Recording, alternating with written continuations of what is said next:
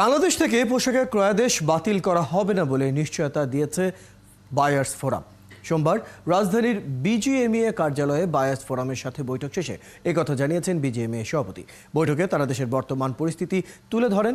পরে সাংবাদিকদের বিজিএমইএ সভাপতি জানান, গেল কয়েকদিনে ছাত্র আন্দোলনে পোশাক কারখানা সহ সরকারি বেসরকারি অফিস, বন্দর ও ইন্টারনেট সেবা বন্ধ ছিল। সে বিবেচনায় ক্রেতা প্রতিষ্ঠানগুলো কোনো পণ্যের মূল্য ছাড় বা এয়ার শিপমেন্ট চাইবে না বলে নিশ্চয়তা দিয়েছে। তবে ইন্টারনেট সেবা বন্ধ থাকা নিয়ে বায়ার্স ফোরামের উদ্বেগ জানিয়েছে। বিজেএমই সভাপতি জানান, ছাত্র আন্দোলনে ক্ষতি হয়েছে ৭,৪০০ কোটি টাকা।